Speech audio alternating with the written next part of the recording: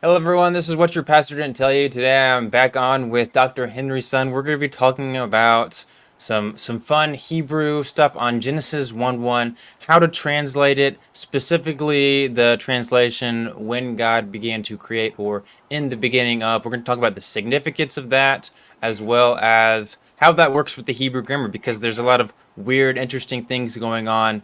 And we have a someone that has graduated with their PhD in the Hebrew Bible. So we're going to have someone that can walk us through a really difficult paper and just help us learn some interesting things about Hebrew that will help us understand this conversation better. How are you doing today, Dr. Sun? I am good. It's always a pleasure to have these kinds of conversations with you, and hopefully, they will be helpful to the people who are watching or the people who will watch it later. I hope so too. Alrighty, so first of all, let's talk about the different views. So I have on the screen here option one right there. In the beginning, God created. So that's the traditional view that is in most English Bibles. Then you have this second option there, when God began to create, and it's basically when God began to create the heavens and the earth. So it's a little bit different. The just for simplistic purposes, the big significance there is that we we are in the first translation, we'd be asking ourselves, like, well, there's two options there. Okay, so if in the beginning God created, you have the option of like a summary statement. If this is a summary statement for all of Genesis 1, and in that case, God wouldn't be creating anything if it's just a summary statement. On the other hand, if it's option two of, I guess, option one, so maybe I could have phrased this better. Option two of this in the beginning God created idea is seeing it as God created the heavens and the earth, and then it went on from there. So then there was day one, and God created light, and then day two, and God created the waters above, waters below, and then day three he created the earth. So like, there's a weird confusion there. Like, well, if he created the earth, but I thought he created the earth in Genesis 1:1. So what's going on there? So if you want to real fun conversation about that and looking at the different arguments for that, you can check our previous videos. So I interviewed Dr. Henry Sun a first time on Genesis 1:1. That's in the description. And there's another video that's also in the description where we talked about more evidence for this when God began to create view. But the other thing to mention here is when God began to create, that is not the traditional interpretation. We talked about evidence in previous videos. Today we're going to talk about how that makes sense. And there's significance there is the question of, if it's when God began to create, that doesn't tell us specifically when God created. It just, or it is in reference to other things. It doesn't tell us, if there's the beginning of time, or 10 minutes after the beginning of time, or 1,000 years after the beginning of time, or it doesn't specifically tell us when this creation account occurred. I know there's a lot of information. Was there anything you wanted to add there, Dr. Sun? No, the not really. The basic difference between the two options is that if you go with the traditional understanding of in the beginning God created, it seems to imply that there is a definite point where creation started, and then everything happens that follows that point. The second option, when God began to create, is a more general. It doesn't necessarily require that at a specific moment in time, God snapped God's fingers and something happened, or God said Mm. something and something happened. It's a more general context as opposed to defining an absolute beginning. Remember, I think in the 19th century, there was a scholar named Bishop Ussher who took in the beginning so literally, Mm-hmm. and all the mentions of years in the Old Testament so literally, that he worked backwards from a certain date and concluded that the beginning of creation happened on a specific day in October in 4004 BC. Um, that's kind of the extreme view of what a the interpretation in the beginning might lead one to think. Well, if that's when it began, then in day one after that, this happened, day two, then this happened. 1,000 years later, Methuselah died, and on and on and on. And so if you work backwards from all the chronological data, you could come to a specific month, day, and year on which God created the heavens and the earth. That's not a position that I favor, and that is obviously a very extreme position that makes assumptions about what's happened in Genesis 1:1 and the literalness of the years that are mentioned in the Old Testament. But it is an example of the extremes to which people could go. Yeah. Oh, for sure. But if you take this other view, which you would argue is more Right. evidenced by the text, then that's not how you would interpret it. So on that topic of figuring that out, a big question people have is how in Hebrew you could have what one would call a construct noun Right. followed by a finite verb. How does that make any sense? So we're going to get that into that. We're going to get into that in this paper here, which I am putting on the screen now. It is Dr. Robert Holmsted's 2008 paper, very famous for it, at least among Hebrew scholars.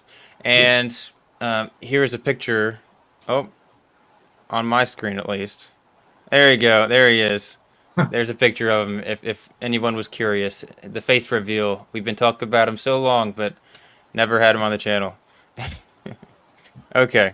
So, anyways, we're back to the article, and it is titled "The Restrictive Syntax of Genesis 1:1." So I know that's intimidating. We're going to get into the fine details there, and Dr. Sun's going to help us understand the conversation a little bit better. So I'll start reading, and then Dr. Sun, you interrupt if there's anything you want to translate for people or help people understand a little bit better. But just the basic intro. So, although many Hebraists have departed from the traditional understanding of Bereshit, so that's the first word in the Bible of Genesis 1:1 and Genesis 1:1, as an independent phrase with grammatical reference to the beginning, it is a view that continues to thrive and is reflected by the majority of modern translations. All right, so even in the first sentence, we have a question about it. So, traditional understanding Bereshit in Genesis 1:1 as an independent phrase. So, what is an Mhm. independent phrase?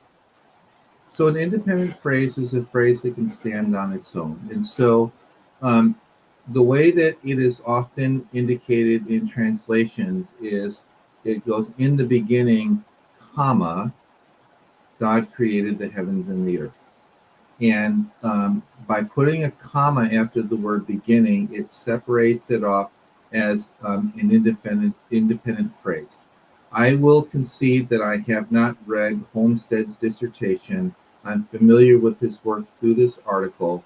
When I learned English grammar, a phrase was a set of words that did not have a finite form of the verb, and a clause was a phrase that had a finite form of the verb. So, in it, on the assumption that his use of the language is similar to what I know, calling Bereshit an independent phrase means it stands on its own, independently, without a finite form of the verb as part of it. So that is what I think that he is talking about here. And that is, in fact, the common way that Genesis 1:1 has been translated in most of the modern translations I've had a chance to look at. Mm-hmm. Right. So when it's talking about independent phrase, it's referring to in the beginning God created the heavens and the earth. So that's the whole phrase. It's by itself. It's not relying on any other part of a sentence, Correct. which is compared to something like the other translation, option 2, when God began to create the heavens and the earth. Right. So that would be reliant on the rest of the sentence. When God began to create the heavens and the earth, what happened after that? What happened when that happened? Or like when I drove to the Correct. store, what happened? So Exactly. that would be called a relative clause or I just a think dependent he's clause. Yeah, I dependent think clause. he's calling it a dependent phrase Yeah. because in order it's incomplete on its own sense. So to kind of use the language that you were using, Hmm. if I said I bought milk when I went to the grocery store, as a whole clause, that makes sense. If I say, when I went to the grocery store and then stopped, you have the question, what? Did you get into an accident? Did you win a lottery ticket? No. When I went to the grocery store, I bought some milk. Mm-hmm. And so a dependent phrase is a phrase that cannot stand on its own um, and still function as a complete clause. Mm-hmm. It Okay. has a finite form of the verb in it. When I went is a finite verbal phrase. When I went to the store, but standing on itself, it is incomplete and incoherent, and so it needs a main clause to help it make sense. When I went to the store, I bought a lottery ticket. When I went to the store, I saw an old classmate. When I went to the store, I saw two people having an argument. When I went to the store, there was a car being towed. All of those sentences make sense, but all of them Mm-hmm. begin with the dependent phrase, when I went to the grocery store, and the phrase on its own says nothing. It provides some background information for the main clause, and that's why we call it a dependent clause. Gotcha. So Okay? another word that you've been using a lot is finite.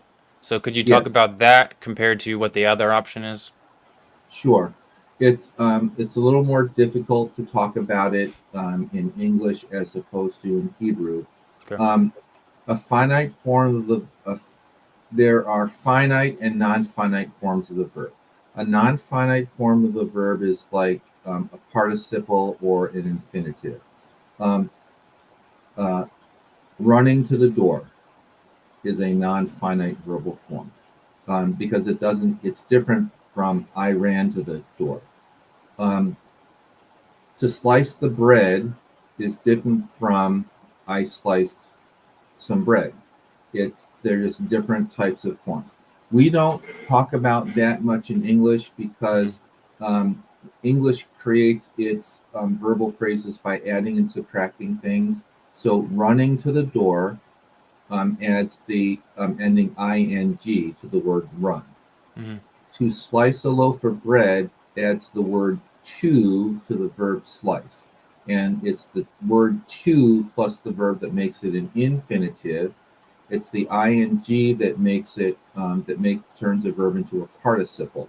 A finite form of the verb is something like I ran to the door.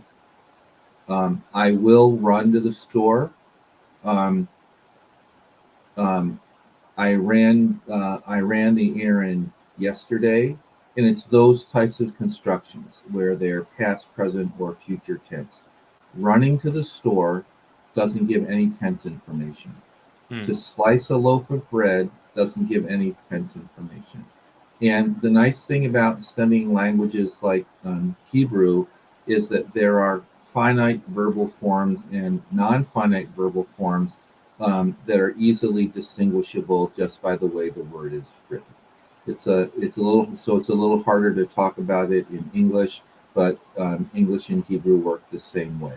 There is also an ing word that's called a gerund, um, and that is written the same way as a participle, but it functions differently in a sentence, and it is also a non-finite form of the verb. Okay.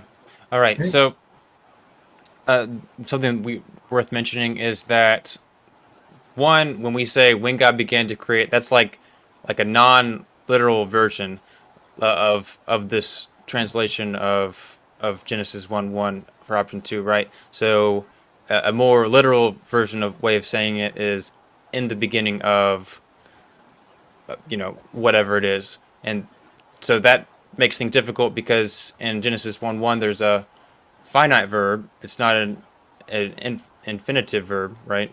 Right.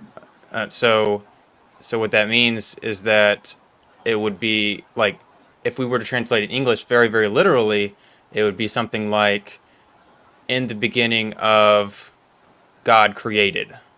Correct. That And is right. that doesn't really make much sense, right? No, In and English at it least. does not make much sense in English. We want to say We either want to say in the beginning, comma, God created, or we want to say when God began creating. But a construction like in the beginning of I cooked dinner, in the beginning of I cut the grass, in the beginning of I went to the store. Those are not. If you turn that into an English teacher would probably be not very happy with your Right. sentence structure. But the problem is that it's a well-attested construction in biblical Hebrew, and how we translate that from Hebrew into English is the challenge. Because in the previous conversation that I had with you about this, I pulled up 7 or 8 different examples where you had a noun, a noun that was in construct, the way I think Bereshit is, followed by a finite form of the verb. Um, and so it's a common construction in Hebrew that sounds very strange in English, and Mm. that's where translators have trouble. Right. If that Yep. makes sense. And there's a whole discussion of like, well, if well, I don't know exactly where that came from. I guess and when you look at it in Hebrew, like almost every time there's a noun and construct, that there is it's followed by a infinitive form of a verb, not a finite So verb, right? correct. Yeah. Usually in Hebrew, when a noun is in construct, it's followed by another noun. So Right. I mentioned a couple of verses from Jeremiah where Bereshit starts in the beginning of the kingdom of somebody. So in the beginning is followed by a noun. So it's very often followed by another noun. It is also followed by an infinitive because the construct phrase creates a dependent clause.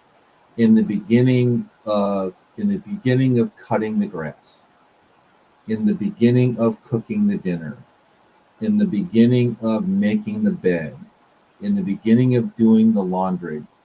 Those are clauses that in English would make a certain amount of sense. It's maybe not Shakespearean in its tone, but a person might understand that because it's in the beginning of someone doing something. The Mm. someone doing something in Hebrew is usually expressed with an infinitive form of the verb. And so some people have argued that the finite form of the verb in Genesis 1:1, bara, should be repointed as baro and turned into an infinitive. And they because that would make the grammar and the syntax of the passage align with other passages in the Hebrew Bible. And Mm. then there's this third situation where um, the construct noun is followed by a finite verbal form, and and Holmstedt shows that that is possible. He explains where he thinks that comes from, and then the question is, on the assumption that this is a a rare but acceptable Hebrew construction, how do we translate that into English in a way that makes sense to English readers, or in Mm. Spanish, or in whatever language it's being translated Mm. into? Does Right. that make sense? Yeah, it makes perfect sense. All right, Okay. and let us know in the comments if you have any questions about that. We're happy to explain things. Okay, so going back to the specific paper here. So Mm-hmm. we're talking about independent phrase. That's referring to in the beginning, God created the heavens and the earth. So that's independent. Independent stays by itself with grammatical reference to the beginning. So Right. basically, correct me if I'm wrong. It's basically saying, from a grammatical standpoint, that's referring to the beginning. Is that right? Right. It yes, the point at which God started God's creative work. Okay. And it is a view that continues to thrive and is reflected by the majority of modern translations, as we noted earlier. Even advocates of the dependent phrase position, when God began to create, struggle with a precise and compelling linguistic analysis. In this article, I offer a linguistic argument that will both provide a simpler analysis of the grammar of Genesis 1:1 and make it clear that the traditional understanding of a reference to an absolute beginning cannot be derived from the grammar of this verse. Instead, the syntax of the verse, based on a well-tested features within biblical Hebrew grammar, dictates that there were potentially multiple Reshit periods or stages to God's creative work. So, of course, Reshit, that's beginning, but another question here, the syntax. So what is referring to the syntax of the verse based on well-tested features? What does syntax mean? Okay, so syntax is a way of referring to the normal rules of grammar that people follow when they write a language. So, as an example, in English, our sentence structures almost always begin with the subject, the verb, and the object. I went to the store. I washed the car. I ate my dinner. The subject comes first, the verb comes second, and the object comes last. In Hebrew, the normal construction is verb, subject, object. So you might say, he went, George, running, where George is the subject of the verb. Well, that doesn't work as well. Let me try a different one. He cut George the steak, where the verbal form he cut precedes the subject, George, and is followed by the object, the steak. So we say that in English, George cut the steak. Hebrew, we'd say, and he cut George the steak, where the subject follows the verb. Syntax is the question and the study of how words relate in phrases, clauses, and in paragraphs. So that's what syntax means. The rules of syntax in Hebrew are very different from the rules of syntax in English because the two languages are very different. I see. So, Okay. so it seems to me that syntax is one specific part of a language compared Yep. to other things, and that's Mm-hmm. like the what are the technical terms that you can give us here that like just the overall context or what are those what is the I'm having a hard time thinking of the word like the semantic meaning or something like that. Okay. um, So there are several different ways you can look at an ancient language. mm, One of them is syntax, and that is the study of how words relate to each other and how sentences are constructed normally. There is another discipline of language that's called morphology, and morphology is the question of how nouns and how words change when they are applied in different situations. hmm, So we might say that we might conjugate the verb to run with I run, you run, he, she, it runs, we run, you, y'all run, they run. And the only time that that verbal form changes is in the third masculine singular form for he, she, or it runs. There's an S at the end. That's what we would call morphology. In Hebrew, the verbs change, and the standard verbal form for this is the word katal, which means to kill.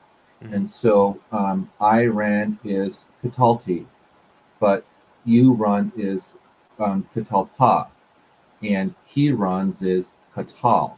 And so in each case, the form of the verb changes from first person to second person to third person. We kill is katal nu. Y'all kill is katal tem. They kill is katalu. And again, each time the basic form of the verb katal changes when the person and the number changes. mhm, In English, we might say, I run, I will run. You will run. He, she, it will run. We will run. You all will run. They will run. And you know it's a future tense by the insertion of the word will. But in Hebrew, they add some things at the beginning of the verb. So he will run, he will kill is yiktol. You will kill is tiktol. I will kill is ektol. And so the word changes in Hebrew morphologically to indicate person, number, and whether it's past tense, present tense, or future tense. So that's what the study of morphology is. The study of syntax is not the question of how words are formed and changed, but how words relate to each other, as I have just mentioned. What you are talking about in terms of semantics is the field that's called lexicography. A lexicon is the standard scholarly word that refers to a comprehensive understanding of all of the meanings of a specific word. And so looking at a Hebrew lexicon might indicate that the word katal means to kill. Maybe in another case it means to murder. Maybe in another case it means something else. But lexicography is the question of what's the meaning of the words in context, and that's where your question about semantics would come in. Interesting. Okay. Alrighty. So that'll be helpful for framing the different ways we understand here. So let's get back to the paper. So in his brief article on the plain meaning of Genesis 1:1-3, Orlinsky concludes with the assertion that the work of a translator of the Bible is very much like the work of an archaeologist, and uncovering the plain meaning of biblical passage requires the skill of a scientific investigator.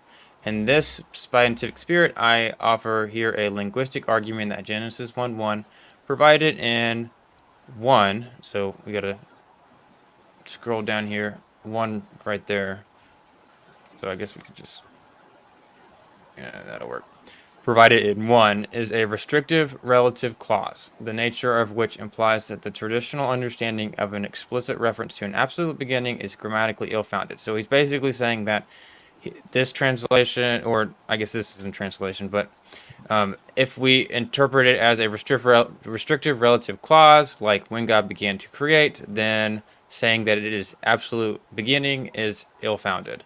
So let's see. I am going to mention that as I'm looking at my screen, his clause number 1 is hidden by my face, and so yeah, now it is visible. If you can highlight it, it may make some more sense to the readers. Yeah, there you go. Yeah, so right. The formatting was a little weird there. Why did that okay. way? I have a big head; it gets in the way all the time. Oh, okay. Yeah, alrighty. So there's the question of what. So we talked about. Actually, did we talk about restrictive and relative? What that means? We haven't yet, and that is something I will admit, not being an English teacher, is something I had to do some reading on. Okay. It seems like a restrictive relative clause gives some crucial information that separates the reference of the relative clause from something else. So, in a non-restrictive relative clause, simply functions as providing some background information that doesn't change anything. So, if I am describing someone going into a coffee shop and getting coffee, I'm just sitting outside of a Starbucks or something. I might say to my friend, the guy that walked into the coffee shop was wearing a blue coat. Well, that is what we would call if I understand Holmstedt correctly, that is what we would call a non-restrictive relative clause. It provides some information about the person, but it doesn't separate the person in any way. On the other hand, let's say that there's a robbery at the grocery store, and then the police are coming by, and I say, it was the guy, who was wearing a blue coat, went into the grocery store. Now, that would be a restrictive, if I understand Holmstedt right, that would be a restrictive relative clause because it is limiting the number of possible people for the police to want to interview to the one that was wearing a blue coat. And so I think, and I will admit I am not 1,000% certain of this. I think that the non-restrictive meaning that Holmstedt will talk about means that you are providing additional information that does not distinguish the noun that's being modified in any important way. Whereas the restrictive clause is saying it was this, not this one, not this one, not this one, but this specific one that you need to care about. It was the dog, comma, that didn't have a collar, comma, that dug up the yard. Now you're looking for a dog that didn't have a collar as opposed to just any dog Right. that's out walking in the street. The car, comma, that has a broken headlight, comma, is the one that bumped into the pedestrian. Now you're looking for a car with a busted headlight. And it serves to separate that specific car of interest from all of the other cars that may be in the parking lot. That's what I think Holmstedt is referring to when he talks about restrictive and then later about non-restrictive clauses. But I will admit, I haven't had a chance to read his dissertation, although that is something that I want to do one of these days. And B, the language of restrictive and non-restrictive clauses was not something I was introduced to when I was learning how to do Hebrew. So in that sense, this is a new concept for me that I never really had a chance to study when I was in graduate school. And so I'm going to advise everyone to caution themselves about relying on my understanding as infallible and inerrant. I think that I am right, but I am not 1,000% sure of that. Yeah, I think that makes sense with your. I think your explanation makes sense with the context specifically, and but all right. So just to remind people, so we're talking about relative clauses. So their meaning is based on like they're relative to whatever else is happening in the sentence, as well as it's restrictive. So what you were referring to is, you know, when I went to the store and like one more time, give us a good example of the difference between a restrictive and a non-restrictive meaning. Sure. So Examples. I'm staring out of the front window of my house now, and maybe I see a dog being walked by a neighbor. So a non-restrictive clause might be the dog who was walking with my neighbor was barking at the door. The only thing that you are told about is that that specific dog happened to be walking with a neighbor. Now, let's say that it's a different situation and I'm at a park and one dog attacks another dog. And animal control or the police or someone is called and they ask, well, what happened? And then I say, the dog, comma, that didn't have a collar on, comma, attacked the other dog. That is serving to separate a specific dog, the dog without the collar, from all of the other dogs that may have been at the park at the same time. And so the restrictive relative clause is an attempt to narrow down from a wider number of choices who the police or the animal control people should be focusing on when they try and figure out who's responsible for the injury to another animal. There you go. Alrighty. And specifically, can you help us understand why that's relevant for this conversation? So, when I God can began, try. okay, when God began to create, that's Right. a restrictive relative. So, what's being restricted? Okay. So what Holmstedt is trying to state in this article is that there are two basic ways that a nouning construct can be followed by a finite form of the verb. And I will say that in the work that I have done for Genesis 1:1, it matches the work that Holmstedt has done in this article. And so from the syntactical or grammatical point of view, I think Holmstedt is exactly right. There is a Hebrew word that introduces a relative clause, and that is the word asher. And there are examples that Holmstedt cites of a nouning construct followed by a clause that begins with the word asher. There are also examples of a nouning construct that are followed by what he calls an unmarked relative clause, because the clause doesn't begin with the word asher. The Mm. clause just begins with the finite form of the verb. So if I scroll down his article to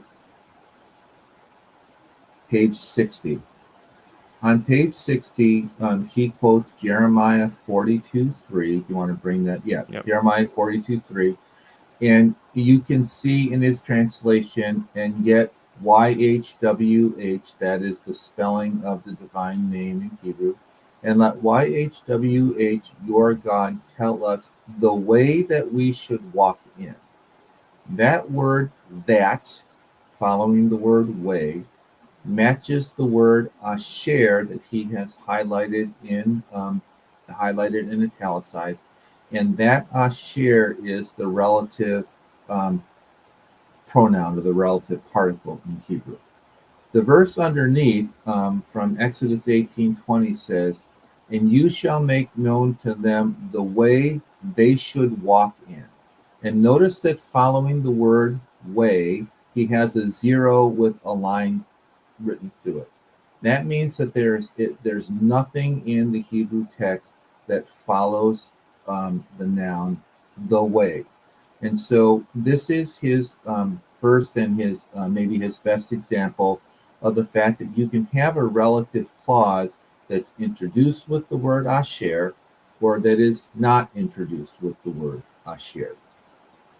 In verse 4, it's the way that we should walk in, where the word that is explicit. And in Exodus 18, it's the way they should walk in, where there is no relative particle. And Mm-hmm. so that's what he is referring to when he talks about marked and unmarked relative clauses. The Mm-hmm. marked relative clause begins with the word asher. The unmarked relative clause does not begin with anything except for the finite form of the verb. And they're marked by the presence of asher and unmarked by the absence of asher. Mm-hmm. Does that make sense? Yeah, so just for the audience sake, so just think of when you see the word asher, that means that, and that's that phrase that restricts. So it's the way that they should walk, and then you also have this other sentence where it's restrictive, but there is no asher in the sentence. So we would expect that to be uh, behind the ed haderek yelaku, yeah, right in the middle of Yeah. those two words. Right, correct. So if it was a marked relative clause, it would be et haderek asher yelaku ba. Gotcha. Yep. Right, but So, there is no mm, asher after the word haderek in the mm, Exodus 18:20 example. gotcha. Alrighty. Yep. So in other words, they're both restrictive because they're narrowing the possibilities of, I guess, the way that they are known or the Right. way So that they walk. So Yep. my guess is that Holmstedt would say, if he were to translate this expansively, he would Mm-hmm. say, "And you shall make known to them the way they should walk in, not the way that Baal says they should walk, not the way that they think they should walk, not the way that that uh, Chemosh thinks they should walk, the way that they should walk in," and it eliminates um, Mm-hmm. other understandings of what that way is. Gotcha. Okay. I appreciate Okay. that. Alrighty. So that's jumping a little ahead there. That's okay though. Yeah. Alrighty. So we're gonna get back up here. Okay. Yep. So that was a restrictive relative clause, and that means that there wouldn't be an absolute beginning. Okay. Um, while most discussions about Genesis 1:1 extend to verse 2 and 3 and include the issue of how all three verses relate, in this study I am concerned with the linguistic features of verse 1 alone. Specifically, I will focus on the relationship between the prepositional phrase Bareshith and the perfect verb bara. There is a sizable body of literature concerning these two constituents, and much of it proceeds from the fact that the phrase Bereshith is vocalized in the Masoretic text as if it were an arthos that is lacking the article. All right, so we have a lot of stuff here. So quickly, what is a prepositional phrase? A prepositional phrase is in Hebrew is a phrase that consists of a preposition. There are not as many prepositions in Hebrew as in English. Hmm. B is a preposition. So a prepositional phrase is b followed by a noun, usually. So like an example would So, be like in or um, of, right? in the house Yeah. um, might be b by it, Mm. or in the temple, in the palace might be b hekal. So it's the preposition b followed by a noun. Much appreciated. That's all a prepositional phrase is. Okay. Alrighty. And let's see here. Vocalized. So what's a good way? Maybe a good picture would be what vocalized is. So the most ancient forms of the Hebrew text that we've been able to find, including the Dead Sea Scrolls, but also inscriptions that were written in Hebrew that weren't included in the Bible, are only written with consonants. They were not written with vowels. And so you can't read a sentence, you can't vocalize a sentence without there being vowels. But the issue is that the vowels were not added to the text until much later, many centuries after the text was originally written. And so the vowel points in the Hebrew text that most of us study from are vowel points that were added by the Masoretes, and that's why we have the Masoretic text. I think the earliest example of this is the Aleppo Codex from about the ninth century, CE. But Hmm. if you look at the versions of the Old Testament in the Dead Sea Scrolls, if you look at Hebrew inscriptions that are occasionally discovered in Palestine, if you look at the texts that were written in cognate languages to Hebrew, like Phoenician and Moabite, those texts are written with consonants only and they do not have any vowels. Yep. So on the screen we have consonants only. So those are Right, the I guess what you could say is the big letters in Hebrew, and then you have the nice little squiggly dots on the up here. You have it on top, below, different little right, markings. Those are what they call the vowels, and some other correct, couple things. But then this right, is the more ancient version, the non-vocalized compared to the vocalized. correct. All right. So that's a quick little summary there. Alrighty, so back to their paper here.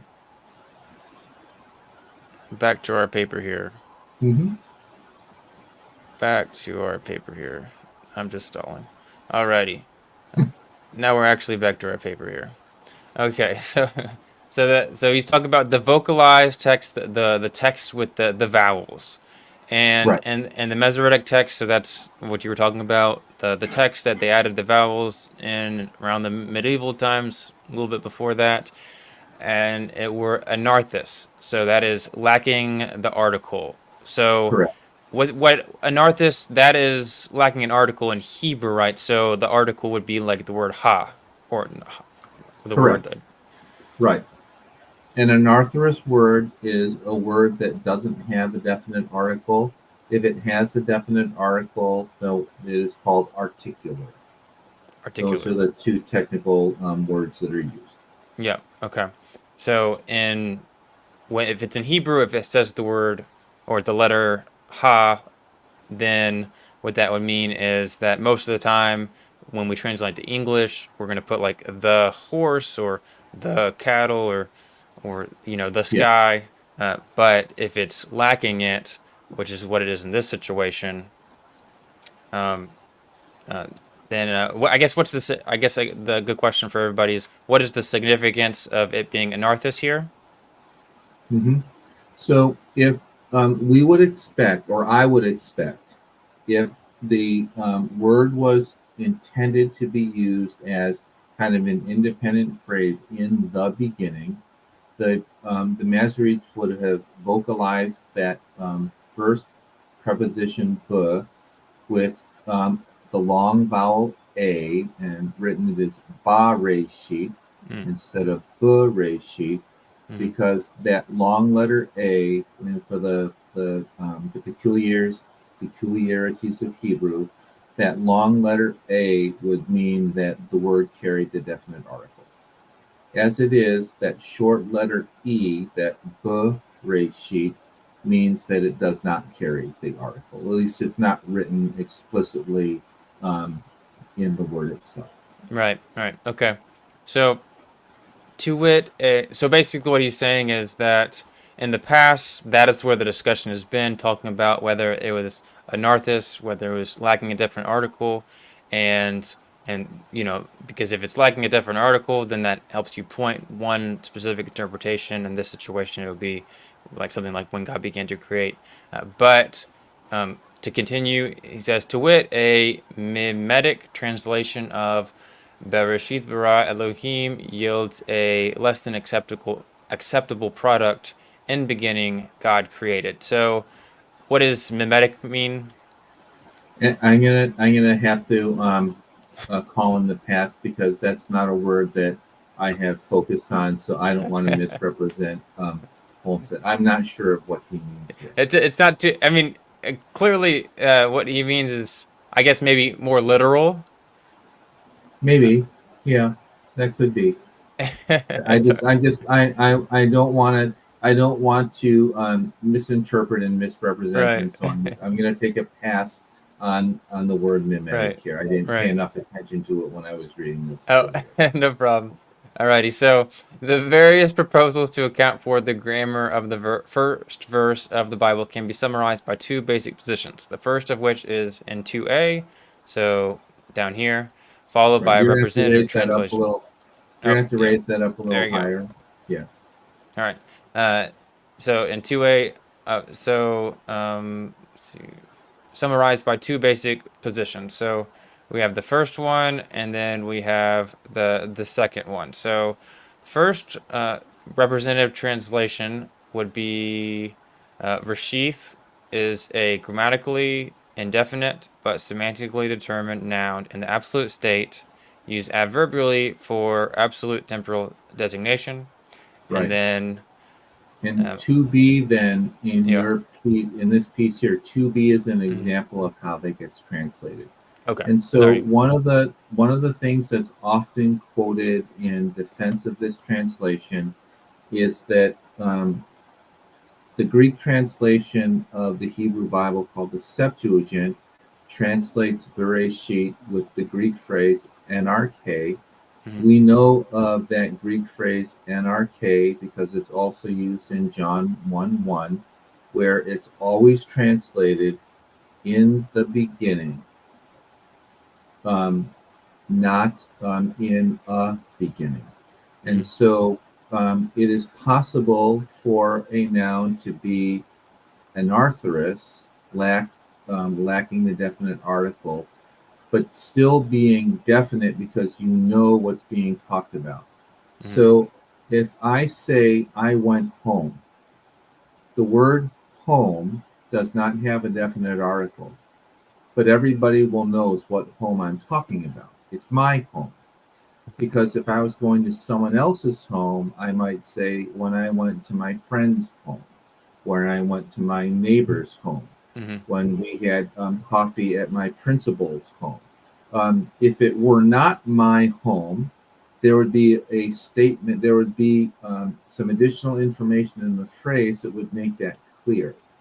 But when I say at the end of a long school day, man, I am so tired, I can't wait to go home. The word home is anarthrous because it doesn't have a definite article, but it's a definite noun anyway because we know whose home we're talking about. It's mine. Yeah. It doesn't matter that I don't use the definite article. So that first part, that first option of what Holmstedt is presenting Mhm. is to say that the fact that the word is morphologically anarthrous Mhm. does not mean that um, it is semantically indeterminate.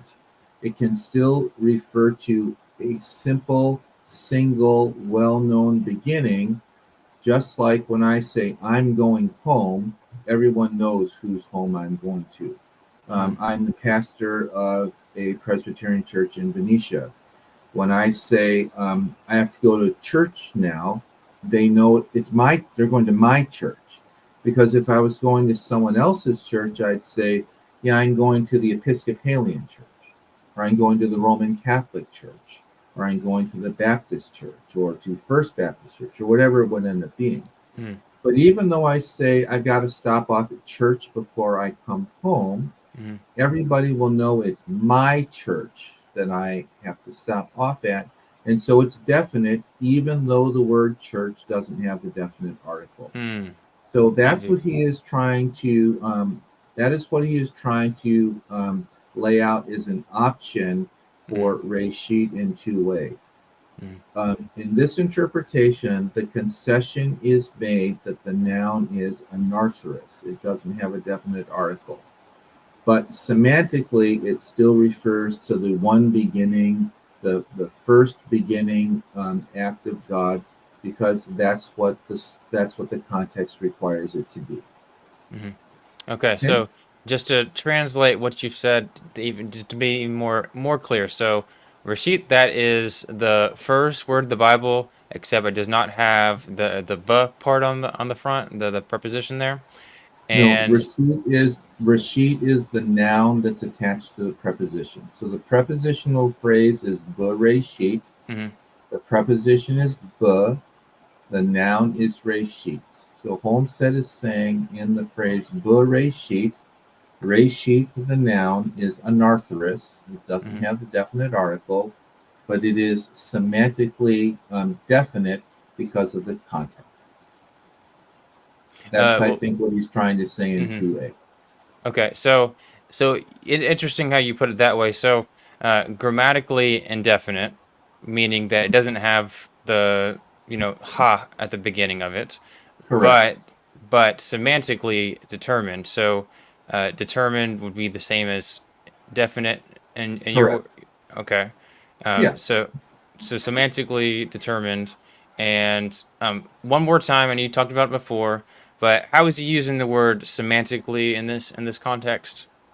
It's in this context, I think semantically determined noun means that in the context of the whole sentence, it there's referring to one single beginning. Hmm. Just Okay. like when I go home, I'm referring to one single home. Hmm. When I stop off at church, I'm stopping off at one single church. Hmm. And I don't have to use the definite article because everyone who knows that I own a home and who knows Hmm. that I pastor a church knows I'm talking about my home or my church. If Hmm. I were talking about someone else's home, I'd have to qualify it in some way. Hmm. I have to stop over at my friend's home before I get home. Hmm. Well, then they know that the friend's home is not mine, but they know that because I said the word friends and attached it to the word home. Hmm. Okay, Okay. so would another way to say that would be semantically would be not the specific word, but the way that the word fits in with the rest of the words in the sentence, Yeah. and how that, I guess, the context of that word gives you an additional meaning, or specifies the meaning there. Yes. Okay, Yes. all right, and then adverbally for absolute temporal beginning. What does he mean by adverbally here? Um, as I understand grammar, every prepositional phrase is an adverb because it provides additional specification for a verb. So in English, if we said, I painted the house with a brush, the prepositional phrase with a brush Hmm. is describing how I painted the house, right? So I think that what he is presuming here is that because prepositional phrases typically modify a verb, then they function adverbially. Okay, okay, that makes Yeah. sense. Alrighty. Yeah. And then, of course, right here, he's just, um, you know, giving a representative translation, just the basic Correct. translation, as well as a long list of other translations. Yeah, So I think that's right. so we're not going to dive into the footnote here. He talks about the Septuagint, the Greek version of the text we have today, but maybe we'll do that another time. So the option summarized in 2a is, which is that what we just talked about, the Hmm. traditional understanding, is often accompanied by the argument that the noun reshith need not have definite article to be semantically determined, what you just talked about, Right, as a determined absolute noun used for temporal designation. The phrase would then right. refer to the beginning, the first point in time. So temporal designation, that's just referring to, I guess, when something happened, right? Yes, Okay. yeah, And this is the analysis behind the majority of translations since the Reformation period and is represented by the KJV and most English translations. At the heart of right, this first position is the assumption that since Bereshith can be used without the definite article and still refer to a specific beginning, it need not have the definite article to refer to the absolute beginning in Genesis 1:1. One problem with this position is that other instances of Reshith used as support are in poetry, whereas Genesis 1:1 is prose, its poetic features notwithstanding. The linguistic nature of biblical Hebrew prose lead us to expect an article on items that are definite and not in construct. Uh, right. and this is clearly not the case with Bereshit. So we talked about a lot there. Prose compared to poetry. Can you quickly go over the difference there? Yeah, prose is like what you would read in the newspaper. It's just regular narrative, the way that we write something in narrative form. Poetry is poetry. It's something written in a much terser, in a much more Mm-hmm. compact way. Um, and there is a lot of conversation in Hebrew about the difference between Hebrew grammar in poetic texts, like in the Mm-hmm. books of the Psalms or in many of the prophetic oracles, and the way that Hebrew is written in narrative texts, like you find in First and Second Samuel, or First and Second Kings, or Genesis, or Joshua, or Judges, and things like that. So the point that he is trying to make here is that making an argument based on the use of reshit in poetic texts doesn't necessarily mean that it will also apply to texts that are written in prose or in Mm-hmm. narrative form. Mm-hmm. Yeah, and I guess the reasoning is that in poetry, the linguistic rules are a lot more fluid, or you're not as strict with how they were Absolutely, written, yes, right? Yeah. sure, absolutely, that is absolutely right. All right. So the linguistic nature of biblical Hebrew prose leads us to expect an article on items that are definite and not in construct. So we already mentioned this, but Hmm. can you? We talked about a lot of this last time you were on the channel, but construct, what Right. is that? Just quick little example. A construct is a way of pronouncing a word that makes the reader understand that that word belongs with the word that follows it. So when you had me on the last time, we talked about things like the word davar, which means word, hadavar, which means the word, and debar ha Elohim, which Hmm. means the word of God. And by repronouncing the noun davar as the noun debar, we have changed it, we have repointed it in construct form where it's connected to the word that follows it. And so Hebrew does not have a word that means of the way that we do in English. They use the construct form of the noun to indicate that of relationship Hmm. between two words. Hmm. Yeah. So another way of putting that is in Hebrew, they don't use the specific word of like we do in English. So they'll either put a noun and a verb next to each other, or a noun and a noun next to each other, and it's kind of assumed that that's how you're supposed to think about it. Um, Yes, and So, the mhm, pointing will also indicate that.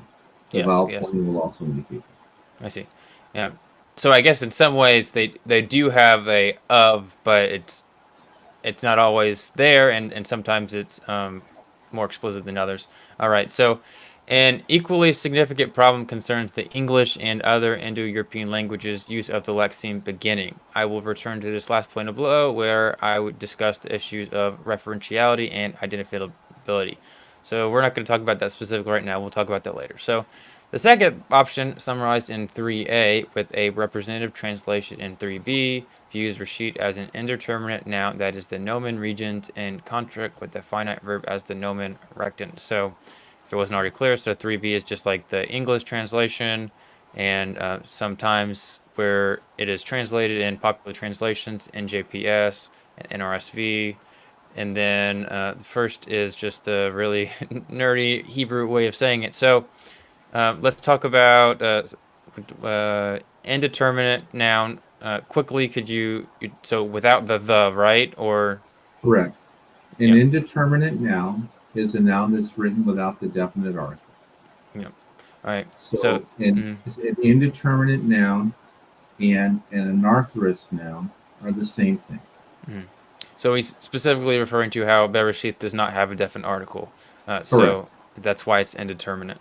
And that is the nomen regens and construct with the finite verb as the nomen rectum.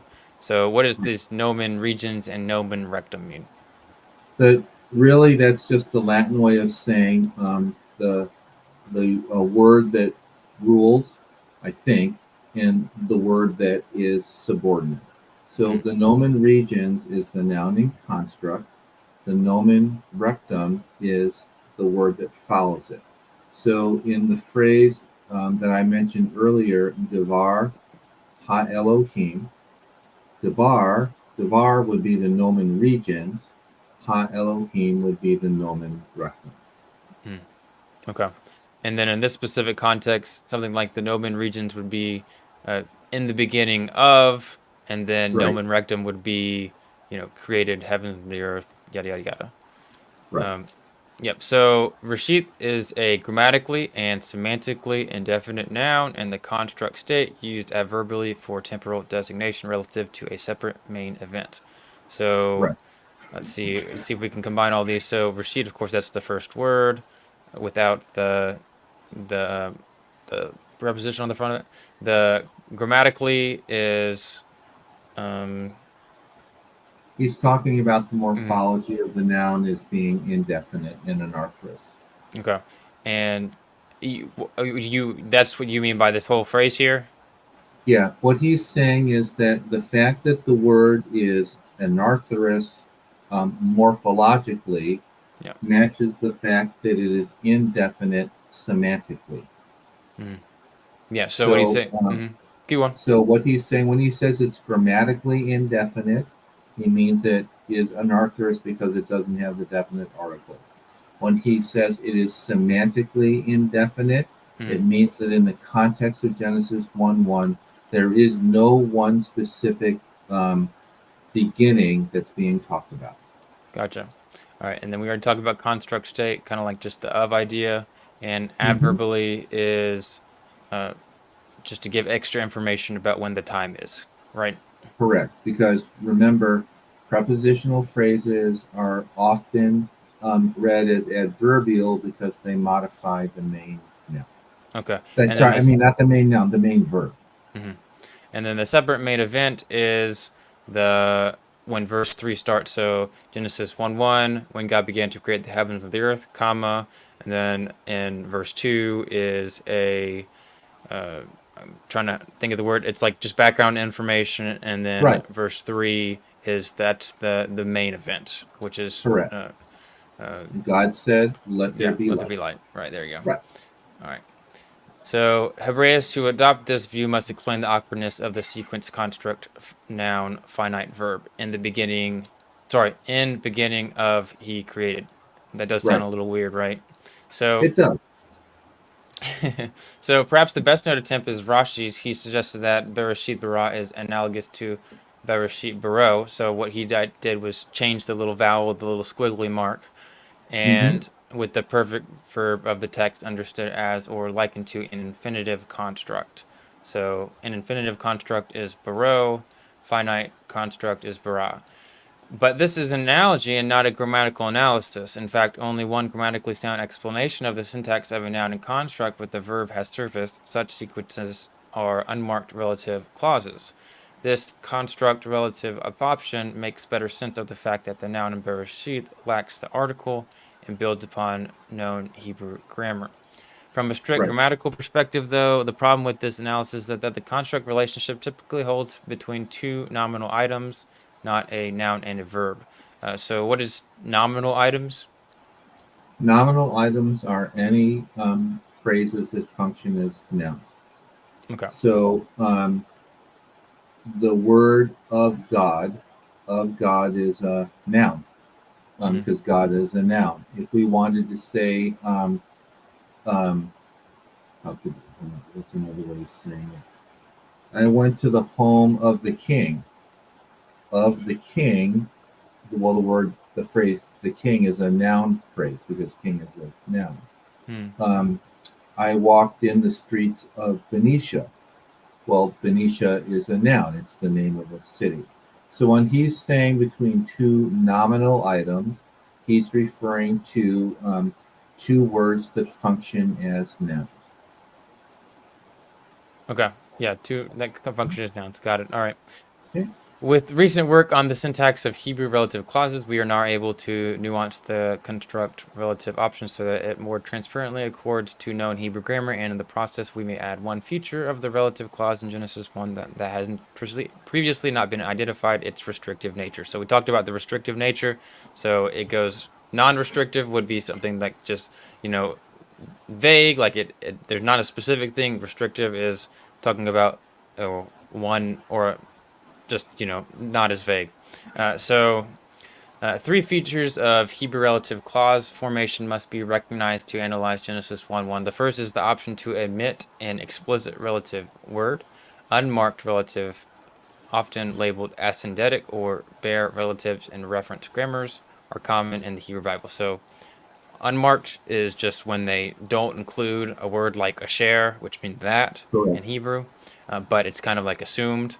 And then it's Correct. labeled ascendetic. So ascendetic just means unmarked or Right. bare. And grammars is just a type of tool that people use, type of book. Right. So the structure of such relative clauses is best illustrated by comparison with marked relative clauses, as in 4 and 5, where the O with the slash indicates the Right. absence of an overt relative word. So that's what we talked about earlier. That's right. We talked about earlier. Correct. Yep. Yep. So the examples in 4 and 5 illustrate that the unmarked relatives in biblical Hebrew may appear in the same syntactic environments as marked relatives. The unmarked relative clause in 5 modifies an antecedent in the accusative and contains an element resuming the head, just as the marked relative clause in 4 does. So I Right. feel like he's just being extra complicated for not a good reason here. Well, But uh, remember, Vetus Testamentum is a journal that's intended to be highly academic. uh, So he is. It's not like Christianity Today or the Christian Century, which is something more popular. right. This is intended to be written for Old Testament nerds and Old Testament nerd wannabes, and so that's why he is being very explicit here. Yep, and that's why you're watching today, so you can be a Old Testament nerd wannabe. Not you, but everybody else watching. I well, So I understood what you meant. maybe one day you can be one, Dr. Sun. No. Maybe. Alrighty, so just to translate this, so in the syntactic environment as marked relative. So syntactic, what is it referring to? Okay, so what that means is that if you look at example number 4, Uh, you have a noun haderek followed by a relative clause asher nelakuva, and in number 5 you have a noun haderek followed by yelokuva. In the same syntactic environment means that they modify the same type of word. In this case, they are actually modifying the exact same word, Mm-hmm. Derek, or the way. The syntactic environment of a word or of a clause means how is it written overall in the Hebrew Bible. Mm-hmm. And he Yeah. is absolutely, and Holmstedt is absolutely right here. Even though I haven't read his dissertation, I've looked at enough of the examples that he has included in this article to be Mm-hmm. completely convinced that he is right. Mm-hmm. Yeah. So, and another way to put it is, so in Exodus, what is that, 18:20? That Yeah, is one specific instance where this phrase is used, and then in Jeremiah, the same phrase is used a very similar way, but one word, asher, is missing, and therefore we can reasonably expect that it's assumed in this passage. correct. All right. So the unmarked relative clause in 5 modifies an antecedent in the accusative. So what is an antecedent? The antecedent is the word that is being specified. So, in this case, you might say we might say in English, the house that is 2 stories high. The word the house is the antecedent. Mm-hmm. The phrase that is 2 stories high is a marked relative clause that is provided some extra information about one specific house. If we said the 2 story high, well, I guess see we can't say that in English the way he wants to say it in Hebrew. If we say the house 2 stories high, then we're still providing some information about the house, but you'd normally set that off with commas. The house, comma, 2 stories high, comma, looks beautiful. Mm-hmm. Means the same thing as the house that is 2 stories high looks beautiful. They're just written in different ways. Mm, okay. So an antecedent in this instance is the way, right? Yeah, we would when I was in Claremont, we would typically call the antecedent the head noun because it's the noun that is it's being modified in some way by the relative clause that Hmm. follows it. Yeah, so that's the word he uses later is the head. So the the Oh et yeah, yes he haderek does, doesn't he? et haderek would be the head, and then the phrase, I guess, Yelakuva yeah, I would guess, be the modifier. well, could you also call it the tail? I don't Well, know. I've never heard that, but that doesn't mean it couldn't happen. Okay. Alrighty. Yeah, so it just seems like it should work that way. But yeah, so unmarked relative clause modifies an antecedent in the accusative. And what does accusative mean? Accusative, well, in many languages, nouns are broken down into cases. The nominative case Mm, means that it's the subject.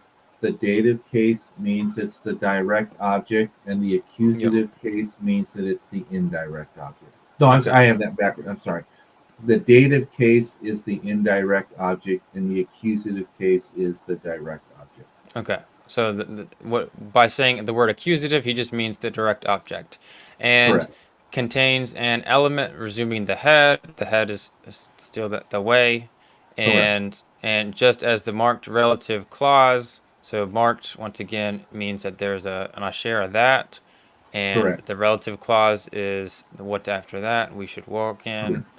And 4 does. What is particularly enlightening about example 5 is that, like Genesis 1:1, a noun is formally adjacent to a verb, but the two are not in an immediate subject predicate relationship.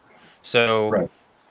so what he's basically saying is that in this context, they are one is in context, or actually maybe just translate that sentence for us, or what the Okay. significance of that is.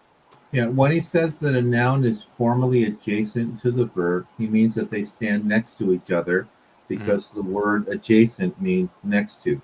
But when he says they are not in an immediate subject predicate relationship, it means that the noun, the way, is not the subject of the verb yelaku.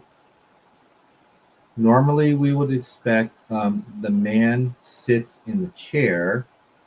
The man is the subject of the verb sits because it starts with the man and it follows with the verb sits.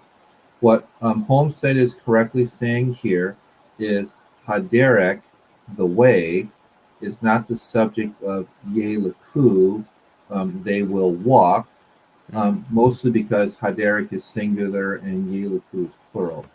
So even though the noun is immediately followed by the verb, the noun is not the subject of the verb. That's what he is saying in that sentence.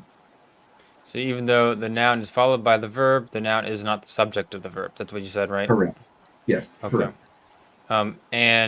But this isn't an instance where we have a construct noun, is it? No, et haderek is not in construct. Okay. What he is trying to say with these two examples is that Hebrew contains a group of marked relative clauses that begin with the word asher, Mhm. and a group of unmarked relative clauses that begin with the verb. Because if you look at Jeremiah 43:3, the word asher is followed by nelek, and nelek is a verb. Mhm. So if you drop the asher, then the Mhm. relative clause begins with the verbal form. Mhm. Okay. Alrighty. And all right, so moving on here, the second relevant feature of relative clauses for the analysis of Genesis 1:1 is that the head may be in construct with the relative clause proper, as in 6. So, Correct. so the head may be in construct with the relative clause proper. Right. So, what is the head in this instance? What is the relative clause here? Okay. So in clause number 6 from Leviticus 13, the head noun is yemeh. That is the plural construct form of the word yom, that means day. Mm-hmm. The relative clause is asher hanaga vo, the days which the disease is in him. And so the marked relative clause, asher hanaga vo, is the nomen rectum of the construct word yemei, or the construct phrase kol yemei. Mm-hmm. That's what he's trying to say here. And this is a very clear example of a noun in construct, yemei, followed by a relative clause, asher hanega ro. Much appreciated. Alrighty. And then finally, so actually he's talking about stick 6 still. So he says the head, noun, phrase, so you have the head and then you have yeah, I guess it's just that. The noun phrase being modified by the asher relative clause is unambiguously in the construct form.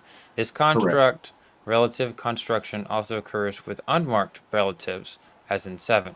So he's talking Correct. about the same construction, but he's saying that they're unmarked, meaning they do not have a share. So Correct. in this And it instance, uh, and that's correct, because if you look at what he's highlighted in the Hebrew, the word yitrat is in construct because it's a feminine noun, and feminine nouns change the way they're spelled when they're in construct.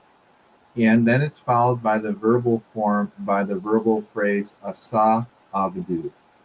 Um, there is no asher here, but in this case, asa avdu, which he made it. The word asa is a finite verbal form mhm, that is the nomen rectum of the construct form yitrat. mhm. And Okay. there is no relative clause between the construct form yitrat and the verbal form asa. So the translation here, therefore the abundance it made has perished. Right. Okay. So would this be an example of a noun and construct followed by a finite verb? Yes, Okay. because asa is the third masculine singular form of the verb that means to do or to make. So this is one example of how a noun and construct followed by a finite verb would work, just like in Genesis, which is what is needed for the when God began to create translation, correct? Correct. But Yep. what Holmstedt is saying Hmm. is that the reason that we have a nouning construct followed by a finite verbal form is because this is an unmarked relative clause. Mm. It would be the same as if he had written Yitrat Asher Asa Avadu, just like in number six, Yamei Asher Hanaga Vo is a nouning construct followed by a marked relative clause. Mm. You could have written it Yitrat Asher Asa Avadu and followed the construct noun Yitrat with a marked relative clause. But there is no Asher here. So the reason that Yitrat is followed by Asa is because the verbal form is the second word in a marked relative clause. But when you get rid of the relative particle, it becomes the first word of an unmarked relative clause. Okay. All right. Does that make sense? Yeah, it does. So just for um, kicks and giggles here, do we know why they would be removing the share or not including it in there? Or does he talk about it here? Um, I don't know that we know the answer to that. Okay. When I was in graduate school, I took a couple of classes on um, linguistic transformations, and they Mm. talked about the difference between the surface grammar of a text and the deep structure of a text. I do not know if that is still the way that linguists talk about these Yeah. kinds of changes, but I for sure do not know how and why it developed. Gotcha. Alrighty. Yep. So these details taken together, that the head may be in construct with the relative clause, even when there is no overt relative word, like asher, that, provide us with a grammatically transparent analysis of Genesis 1:1, as well as other similar constructions. So he refers to Hosea 1:2, Isaiah, what is that, 29, 29:1.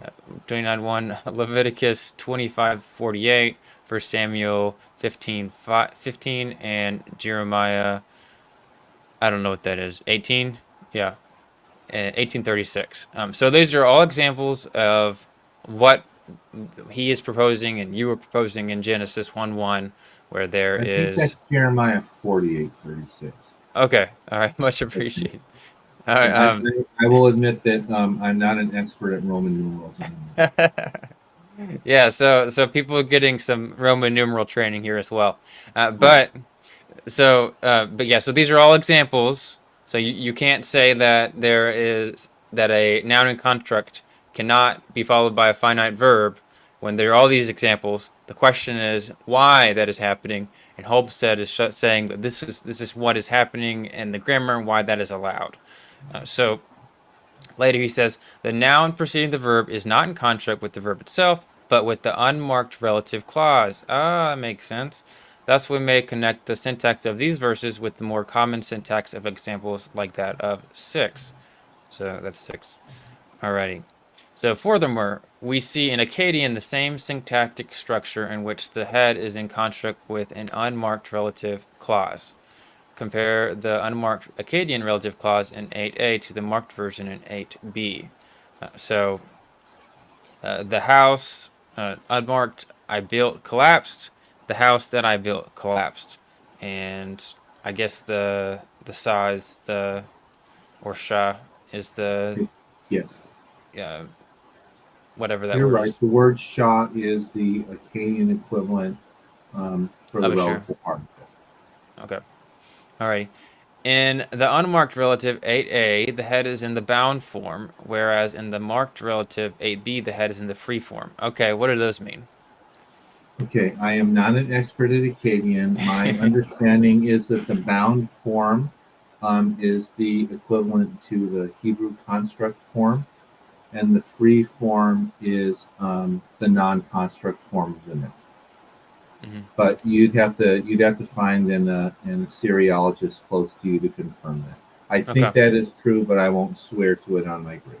Okay. So we have a question from the audience. I don't understand Homestead's objection to Rossi's revocalization of the finite verb to bara, or sorry, baro. Homestead just claims that it is based on analogy. What does that mean? Well, what Rashi is doing, if I have not read Rashi directly, so I'm doing this from what I know of him. What Rashi argued is that it is frequently the case that a nouning construct is followed by an infinitive. And Rashi is right. That happens probably on every page of the Hebrew Bible. But what he's doing then is he's taking the text in Genesis 1:1 and making it conform to the more common construction the of the construct noun with an infinitive, instead of asking, does the construct form of a noun does the construct form of a noun ever get followed by a finite form of the verb? Yep. And he has shown enough examples where that happens to mean that Rashi's attempt to answer the question is not needed. It is always possible that the Masoretes could have gotten the vocalization of a word wrong. That's when you're copying vowels 1,000 years after a text was written, that is always possible. But I would agree with Holmstedt here, because we have examples of a nouning construct followed by a finite form of the verb. That means the construction is allowed in Hebrew. And what Holmstedt is trying to do is to explain that the noun and construct is followed by a marked relative clause or an unmarked relative clause, not followed by the verbal clause itself. Mm-hmm. Yep. So that's Right. That's a grammatical analysis. What Holmstedt is doing, but I get it seems like Holmstedt is saying that Rashi is only giving an analogy, but Right. what does he mean by an analogy here? He's trying to fit the text of Genesis 1:1 and make it align with the other examples in Hebrew of a nouning construct followed by an infinitive. The analogy is that if it's noun followed by infinitive in 1,000 other places in the Bible, then why couldn't it be a noun followed by the infinitive here? And the Masoretes just simply got the vowel pointing wrong. Okay. Alrighty. I hope that helps. Substance without accidents. Alrighty. Oh, sorry, messed up there. Okay, let's keep going here. Where are we at? Okay.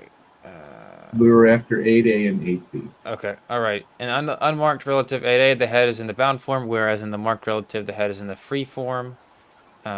This is an attested Semitic phenomenon, but it has not yet been recognized within Hebrew studies as the simplest grammatical analysis of Genesis 1:1. So we're basically saying in the past they've known this about this other language, but in Hebrew they haven't really looked at the Hebrew text and seen if this is a possible option. But perhaps most important, there is the third feature of biblical Hebrew relatives that builds on the two already mentioned, and it has been wholly missing from the discussion. In my comprehensive study of relative clauses in the Hebrew Bible, I concluded that when the head of the relative clause is in the construct form, the relative clause is always restrictive.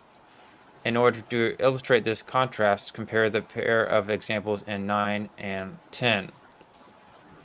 Alrighty, so yeah, the head, a narrow place.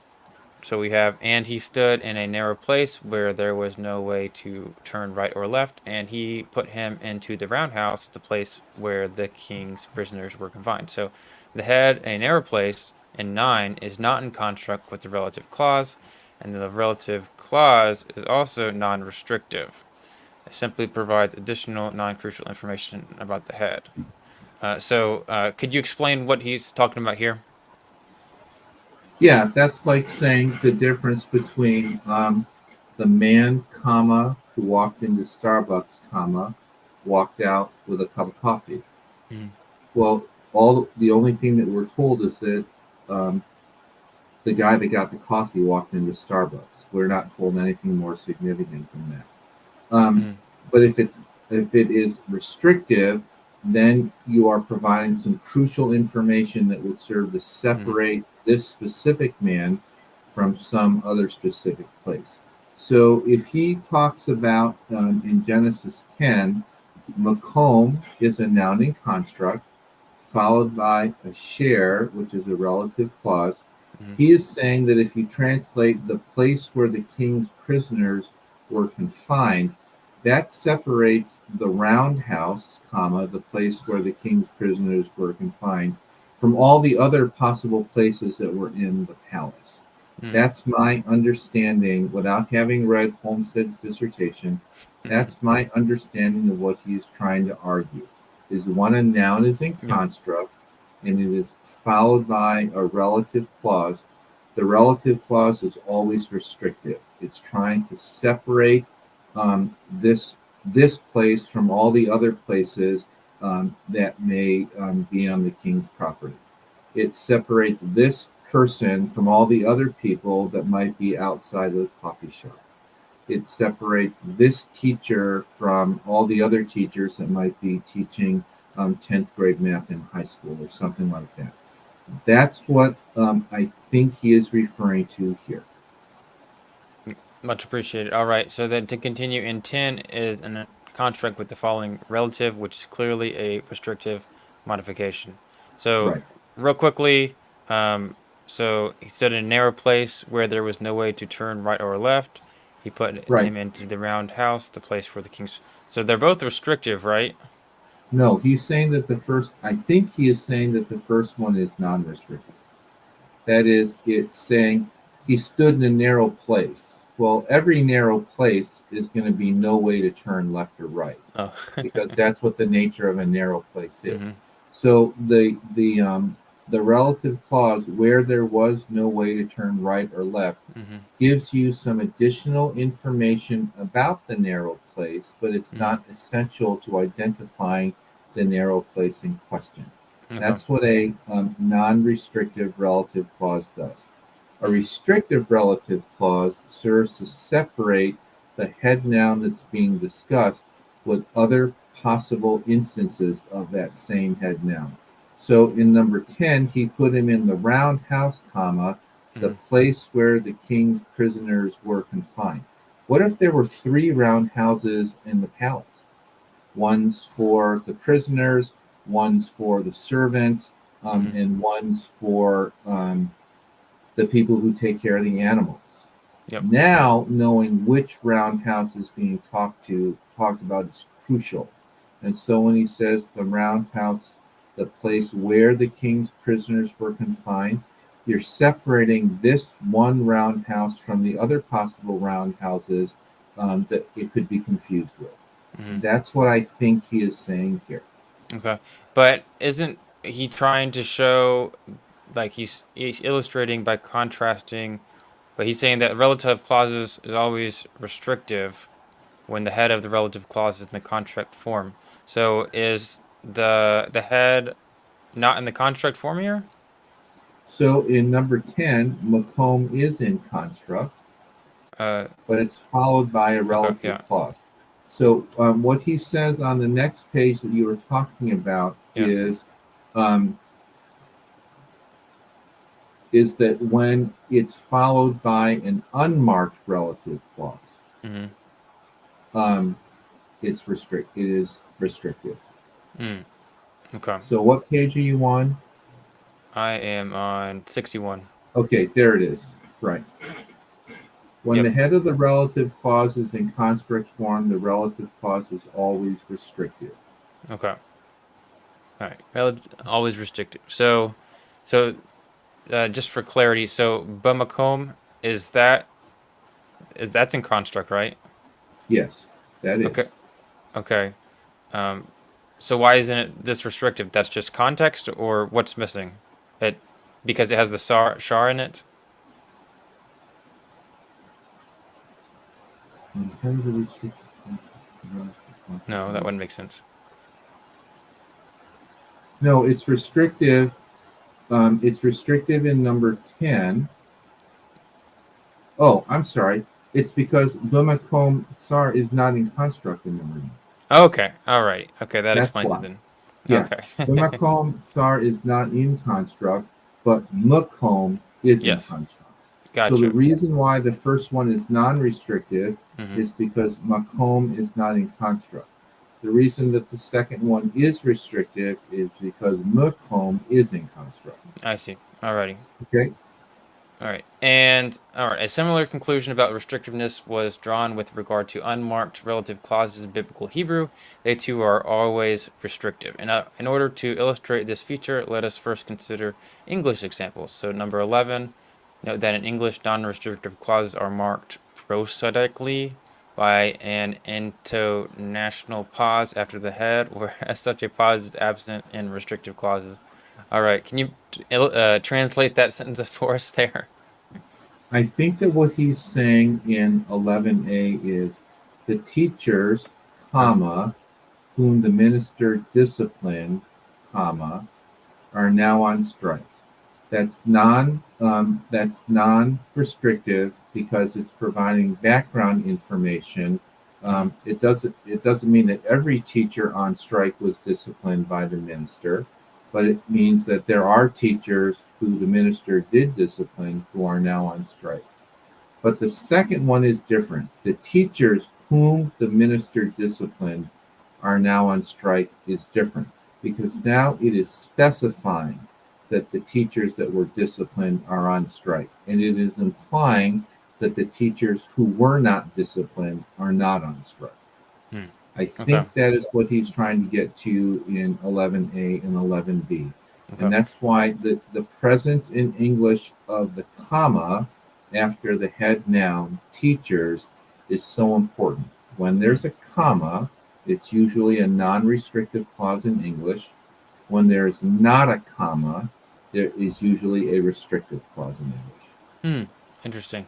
So the non-restrictive relative in 11a indicates that the teachers are on strike regardless of whether they have been disciplined. The comment about discipline inside the relative serves as an aside, giving the reader additional information simply deemed to be noteworthy.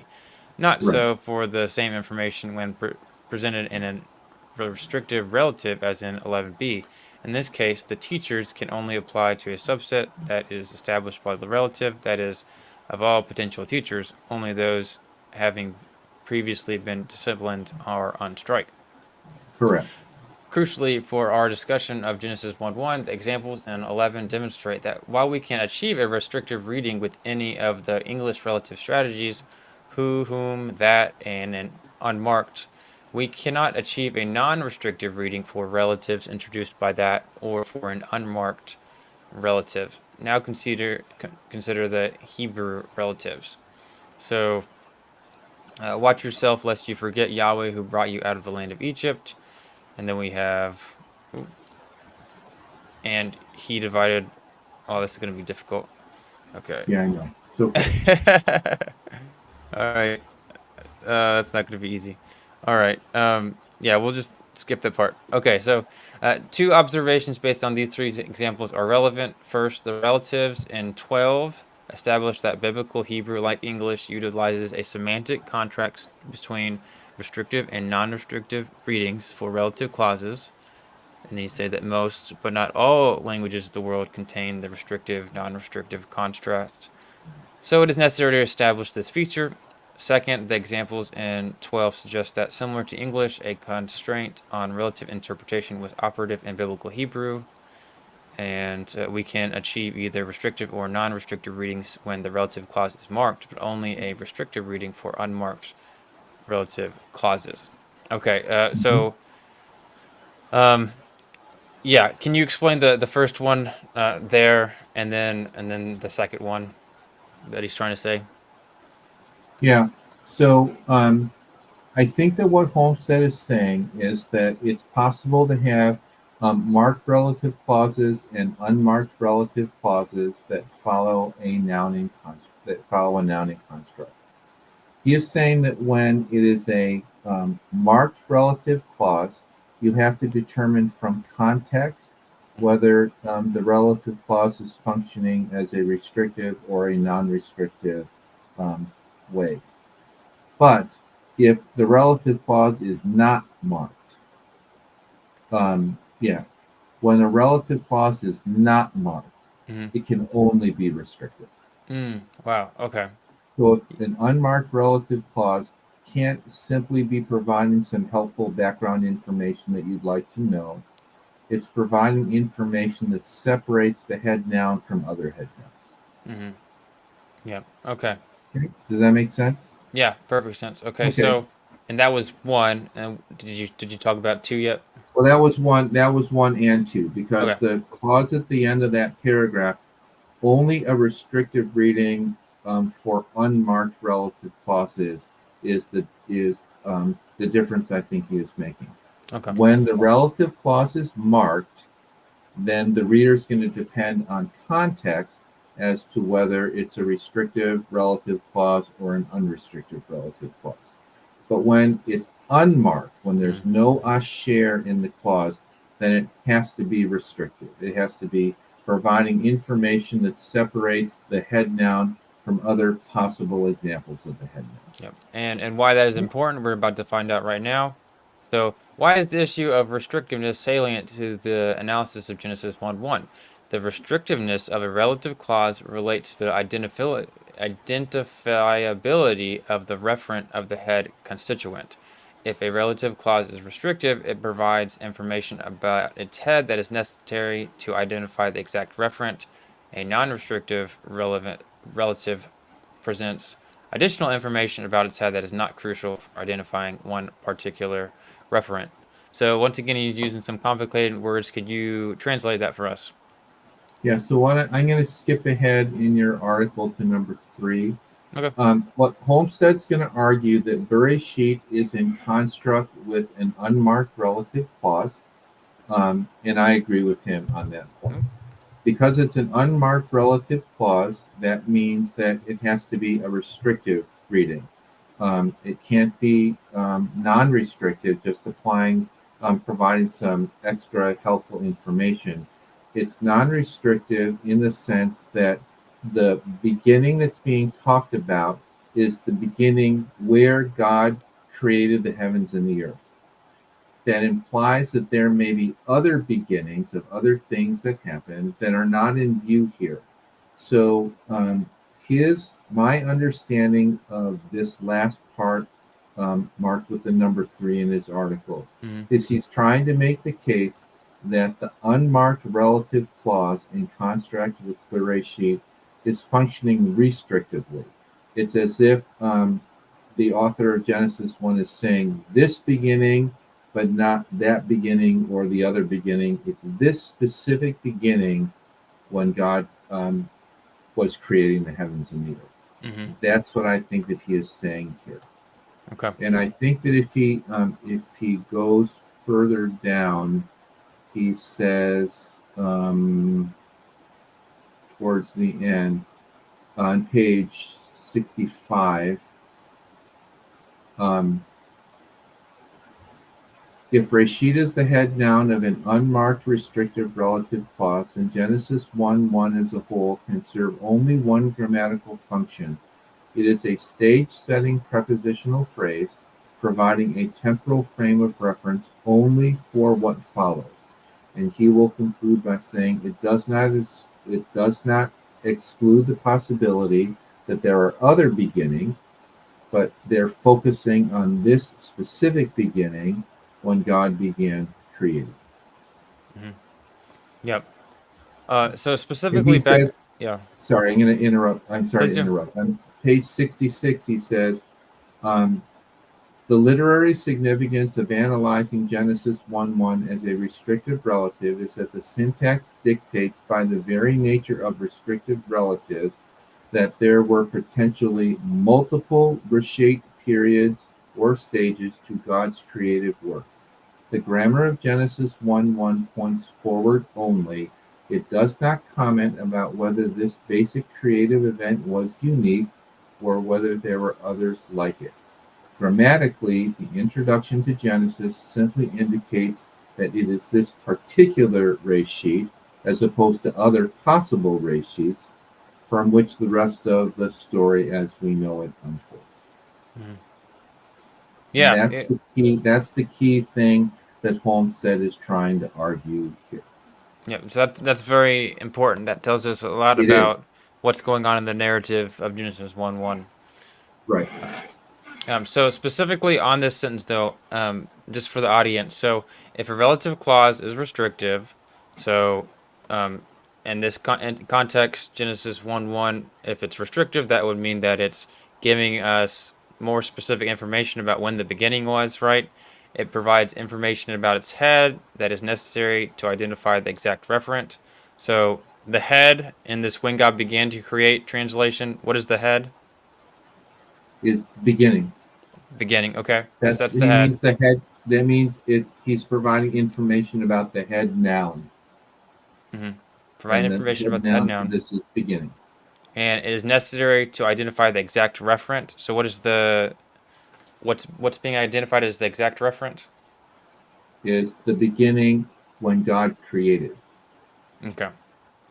I see. Yeah. So basically what you're saying is um, so it's a specific reference to just when God began creating compared to a non-restrictive relative presents additional information about its head that is not crucial for identifying one particular referent. So so what would that mean in this context if this was the case of Genesis 1:1? If it was non-restrictive? If this was potentially a non-restrictive Uh-huh. relative clause, now he's saying it's not. He is not. He is listing this hypothetically, but it's clear that he does not take it this way. If it was non-restrictive, it would simply be like an adjective describing something about the beginning that's not crucial for identifying it compared to other beginnings. Hmm. So the man wearing the blue coat gives you some information about the man, but it's not necessarily crucial.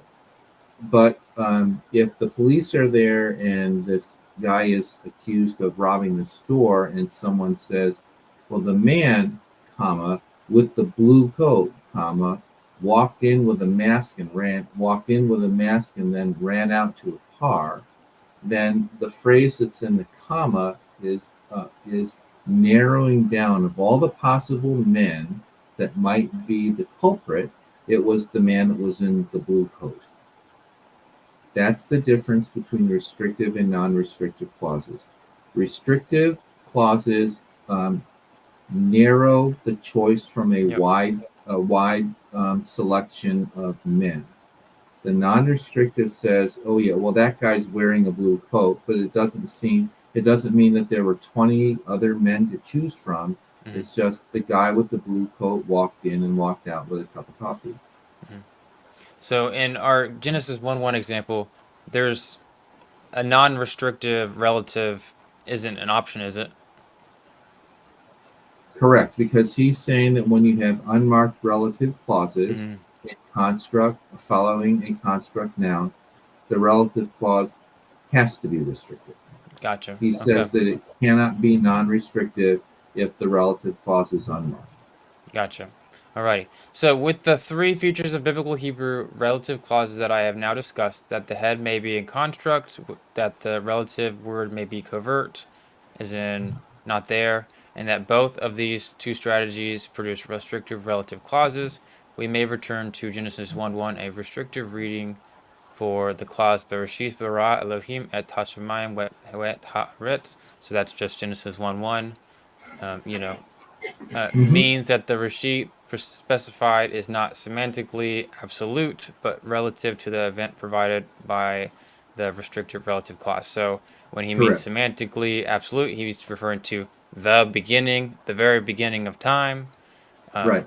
He's saying it's not that, but he's saying it is relative to the event provided by the restrictive relative clause. The restrictive Correct. relative clause is the when God began to create. So that's giving you information about I guess, the relative nature, just, when God began creating, this is what happened. So, thus, any translation or semantic reading of a translation that would identify Reshith in Genesis 1:1 as the beginning would fail to recognize the significance of relative clause syntax. Correct. It is important to note in this regard the problems with using the English combination of the noun beginning and the temporarily nuanced relative word when in translating Genesis 1:1. The first problem is with the default interpretation for English, the beginning. While most heads in English naturally take either restrictive or non-restrictive relative clauses, there are some that do not, or at least they do not easily. For instance, proper names rarely take restrictive relatives, as in, I saw Benjamin who studies daily. I saw Benjamin who studies daily. So what is he explaining here? What he's saying is that in English, anyway, most proper names are followed by non-restrictive clauses. Okay. Now, I don't know enough about English grammar to be able to comment on that, so I won't adjudicate it one way or the other. But that's what he's trying to say. Proper names rarely take restrictive relatives; they rather take non-restrictive relative clauses. And that's important because we are translating a sentence that has a proper name in it, right? I'm not sure how it applies here because the noun, because Rashid is not a proper noun. Right, I but think that what he's Elohim trying to is. say, sorry, But Elohim is, right? So is he saying correct. that proper names really take restrictive relatives, as in Elohim in English wouldn't be taking a restrictive relative, but in Hebrew it is? Is that No, I possible what don't he's think saying? he's saying that. Okay. What he's saying is that there are certain kinds of words that there are certain kinds of words that can't take both restrictive and non-restrictive clauses in common English. And so, one example of this is when the head noun is a proper name. It's almost always a non-restrictive clause that follows, not a restrictive clause. Um, Same thing in number 14. On the day when I wrote this paper, I had a cold. Hmm. That's what we would normally say. You'd almost never say on the day, comma, when I wrote this sentence or I wrote this paper, comma, I had a cold. So you would rarely use a restrictive meaning when you're talking about temporal associations like on the day. Mm. Okay. Okay. Now, again, I don't know enough about English grammar to comment on it, but I think that's what he's trying to say here. Okay. Alrighty. So, while the day with a relative clause can easily produce a restrictive reading, a non-restrictive reading is questionable, and vice versa for the phrase the beginning. In the phrase of the beginning, the restrictive reading is further hindered by the use of the temporal relative word when as a Right. relative word of the WH variety, which, who, where. Um, because it's a relative word like which, who, or where, when never forces a restrictive reading. He's referring in English, right? Yeah, Okay. he's trying to explain why the second translation, which is the one that I said I preferred, when God began creating the heavens and the earth, he's trying to say that that is more of a reflection of how we would do it in English Hmm. and less of a reflection of how they understood it in the original Hebrew. Oh, interesting. Okay. That's what I Alrighty. think he's saying here. Okay. Alright. And thus in conjunction with the phrase the beginning when it is not further qualified of the horse race. Uh, the default to a non-restrictive reading is strengthened. The Right, contrast is even greater when the restrictive relative complementizer that is substituted for when in 16 in order to force a restrictive reading. So in the beginning, that God created the cosmos. yeah, Uh, see, that's not a, if you gave that to an English teacher, they mhm. probably wouldn't like it. And so again, this is another example of how um, trying to get across Hebrew nuance in English Yeah. can be complicated because the Hebrew nuances and the English nuances, the Hebrew constructions and the English constructions do not always overlap 100% of the time. Hmm. So in other words, he's trying to figure out the best way to translate it, given how Hebrew and English don't aren't a one to one in translation. So Correct. So he says using the restrictive that with the beginning is only marginally interpretable. So once again, the English phrase the beginning, unless it is followed by modifiers like the beginning of the game or occurs within a clear discourse context, like a description of a football game, defaults to a semantic interpretation that reads it as identifiable without immediate context and carrying an absolute reference in Right. the beginning of all time. So, is he saying that when you say something like in the beginning that God created the heavens and earth, that it still seems to be implying a absolute beginning? Is that what he's saying? I think that is what he is saying, but I have a hard time understanding English that's actually possible. So when he puts a translation like that, Yeah. um, that is technically not something that any English teacher would accept. Um, I always have to be careful in whether I am misinterpreting him or if I am misinterpreting Right. myself. So I'm going to take a pass on that question because Yeah. I'm not 100% sure of what he is trying to say. I appreciate the humility. All right. So, but this is precisely the reading that a restrictive relative clause prohibits. So, um, so he's saying that because the Genesis 1:1, he argues, is a restrictive relative clause, that the previous interpretation of the beginning is not possible. So it appears that semantic complexities of the target language are at the heart of the continued resistance to relative analysis of Rashith, i.e., identifiability relative to the immediate context, referentiality relative to the information that follows, and relative clause syntax. The problem lies in target language issues and theological objection. Right. So, what is he talking about? Just that the I think that I think, again, I'm just going to preface what I think. I think that what he's saying is that if you were to translate Genesis 1:1 mhm, in the way that the Hebrew grammatical rules would best support, mhm, it would make no sense in English. That's the target language issue. And people would object to it theologically, which we know would happen because we know that there are Christian theologians and Christian lay people who believe that there was once a point in time where nothing in the universe existed, mhm, and that when God said, "Let there be light," that's yeah, when things first started to come into existence. So the theological objection and the obscurity of the target language translations, I think, is what he is highlighting here. mhm. I see. Alrighty. So, admittedly, the implication of my analysis is significant. If Rashid is in the head of an unmarked relative restrictive clause, then Genesis 1:1 as a whole can serve only one grammatical function. It is a stage setting for prepositional phrase, providing a temporal frame of reference only for what follows.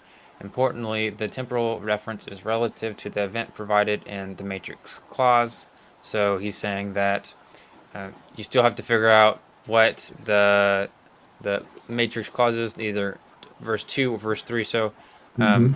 what does he specifically mean by matrix clause here? I'm not sure. The way that I would talk about it is Yeah. I would talk about Genesis 1:1 being a dependent clause, and the main clause of that section being Genesis 1:3. Mm, Whether that is what he is trying to say or not, I'm not familiar with the language of matrix clause. It's yeah. one of the things I should have checked and I didn't. That's an interesting phrase there. So, to reflect this linguistic analysis, a translation based on the 1 in 17 would be accurate in the initial period that or in which God created the heavens and the earth. So, have you been convinced? Are you going to start using it as instead of saying when God began to create, you're going to say in the initial period that in which God created the heavens and the earth? I haven't decided to make that commitment yet, and luckily I don't have to because I've never been asked to serve on a translation committee for the Book of Genesis. Um, there's a couple of questions that I would have here, and the first is the problem that languages don't overlap with each other 100% of the time.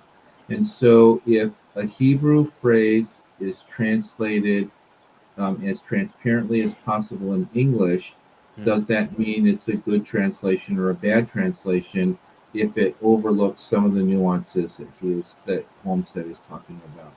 I think that if you were to propose a translation like, in the initial period in which God created the heavens and the earth, to any English translation committee, that it would be voted down because it doesn't sound like it's a transparent English translation. That doesn't mean the translation is wrong. It mm, asks the question, what is the point of the translation, to make as transparent as possible what the original language said on a word mm, for word basis, or is the goal to communicate as clearly as possible what the message of the text is, which is more of a thought for thought type of translation. mm, The second question that I have about this goes back to the reference in Hosea 1:2 that you had mentioned earlier. mm, Hosea 1:2 is interesting, and I mentioned it in my conversation with you mm, because it begins with B'Tehillah Diber, and we know that Tehillah is in construct because it's a feminine noun that ends in at. But it's followed by an unmarked relative clause because it's not followed by the word asher. I am going to email Holmquist and ask him, is his analysis of Bereshit bara in Genesis 1:1 also applicable to Hosea 1:2, where mm, the noun tefillah is in construct, followed by deber? Is Hosea trying to say that there were multiple beginnings? And the one that he's talking about is the one where the Lord spoke to Hosea? That's a little harder for me to accept.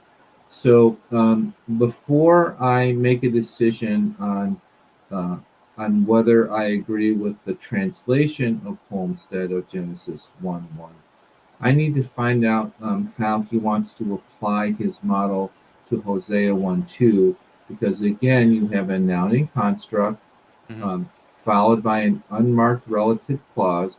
He says that unmarked relative clause must function in a restrictive manner.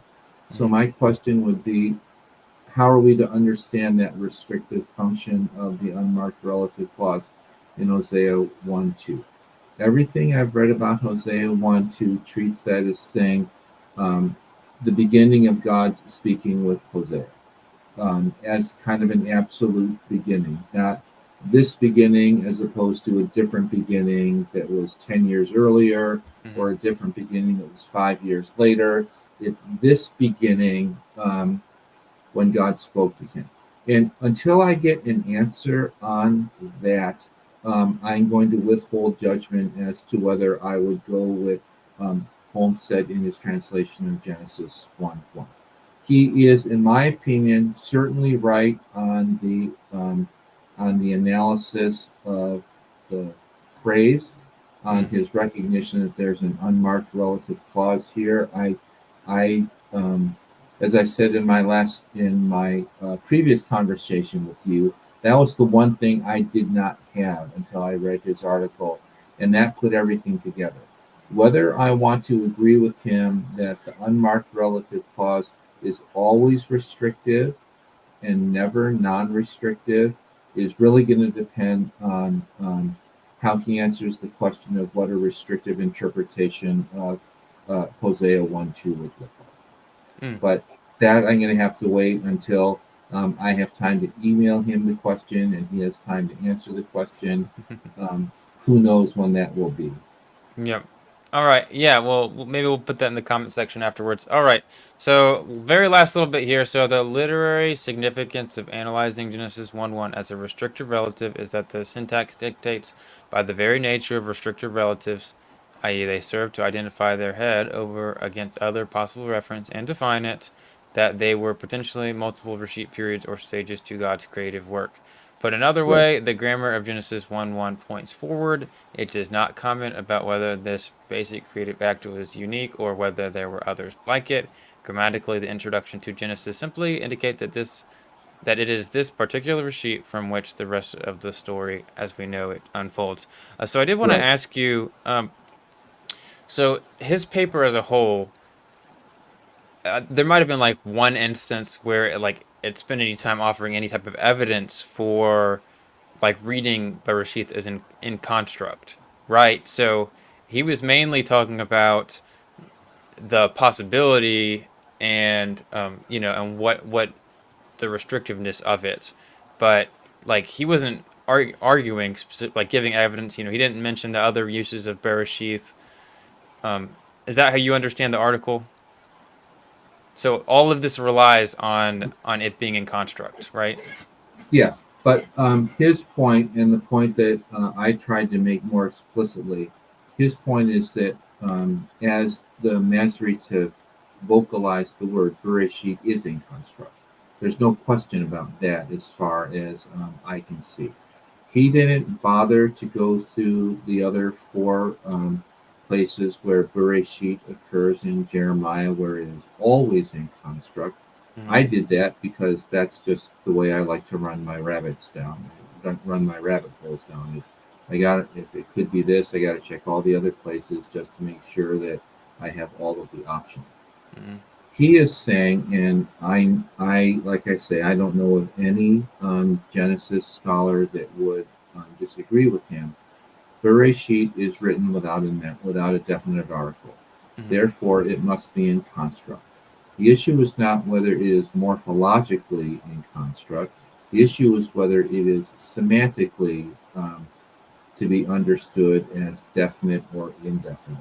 Hmm. Most of the translations, as he listed in item number 2A and 2B, most of the translations take the noun as grammatically anarthrous and semantically determinate. I think that is wrong, and I agree with him that Bereshit is in construct with an unmarked relative clause, and so it is semantic. It is both semantically indefinite and it is grammatically indefinite. But he didn't need to. I spent more time on Bereshit than he did because I wanted to make sure everyone understood why that form has to be in construct. Hmm. He is taking for granted that the form is in construct because it is. And when you're writing to a bunch of Hebrew scholars, there's no reason to point out that Bereshit is in construct because it's not written as Bareshit, because that can legitimately be assumed on the part of the author. That would be my guess as to why he didn't include the other references from Jeremiah that I Hmm. had. I see. That makes sense because he doesn't seem to be making the same arguments you were making in any of the papers that I've written. So that makes a lot of sense why he would take that approach. Is there any other last thoughts? I have one more question for you.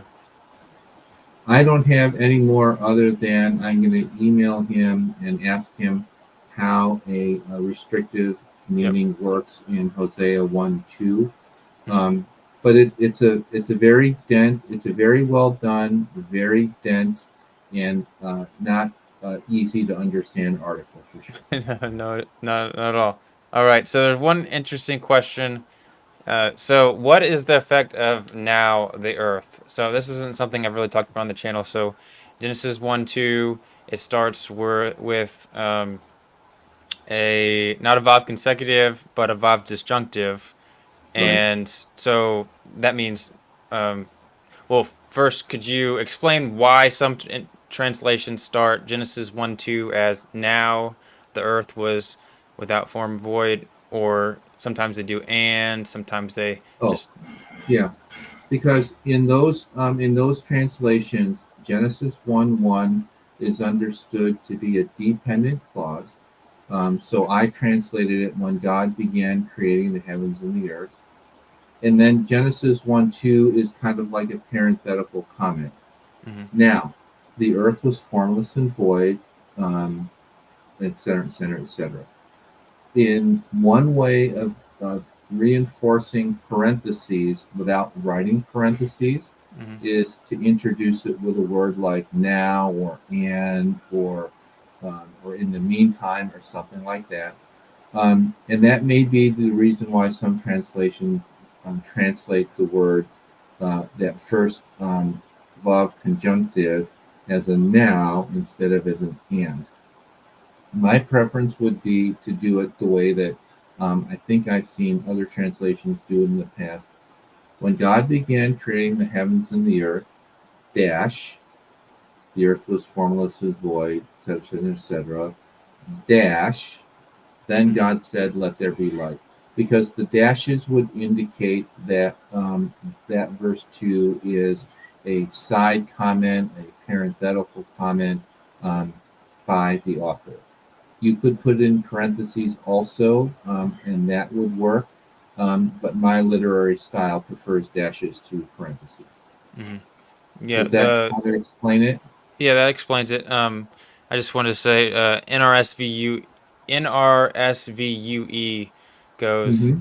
it just doesn't translate that vav at all. Um, so Right. it's my understanding that I'll have to pull it up, but the vav disjunctive there, that um, that has a lot of different possible ways that they can be translated.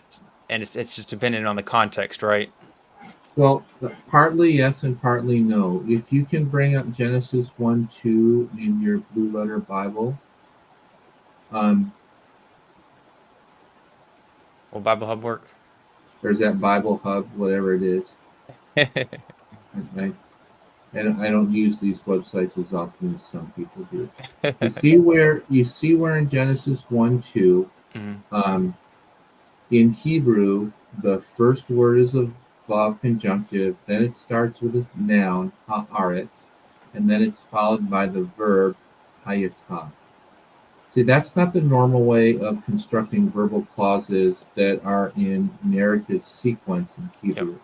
The normal version is a vav plus a verb followed by the subject. Here, the verb, it's a vav followed by the verb followed by the, sorry, a vav followed by the subject followed by the verb. Hmm. That's not normal in Hebrew narrative. And so most people who are translating Genesis 1 2 want to recognize that if the earth being formless and void was the narrative continuation of God's beginning to create the heavens and the earth, Hmm. they would have written it as a vav plus a verb plus a subject instead of as a vav plus a subject plus a verb. It's the fact that this is written as a vav plus a subject plus the verb that Hmm. leads people like me to think that it's a parenthetical background kind of statement that describes what the earth was like when God set about creating it. Yep. Okay, makes So sense. that's the grammatical basis of seeing verse 2 as kind of a subordinate parenthetical clause, so that the main clause is when the main sentence is when God began creating the heavens and the earth, God said, "Let there be light," and there was light. Yep. Yep. Because verse 3 does begin with the vav plus the verb plus the subject, the way we would expect it to. Much appreciated. All right, thank you Okay. so much for coming on here, Dr. Sun, and the extra explanations. Maybe a little bit longer than we expected, but that's okay. I do appreciate your time. And uh, anything else you want to say? Any last thoughts before we get going? Hopefully, I'm not mostly wrong in how I'm reading these things. I'll be disappointed if I'm leading any of your viewers astray, but I think I got most of it right, even Yeah. though I had to take a pass on a couple of things. Yeah, I think we're pretty good there. All right. Thank you so much All for right, coming on, and I do hope you have a good rest of your night. I will. It's my pleasure, and hopefully we can do this again. Awesome. All right. Good night, sir. Good night.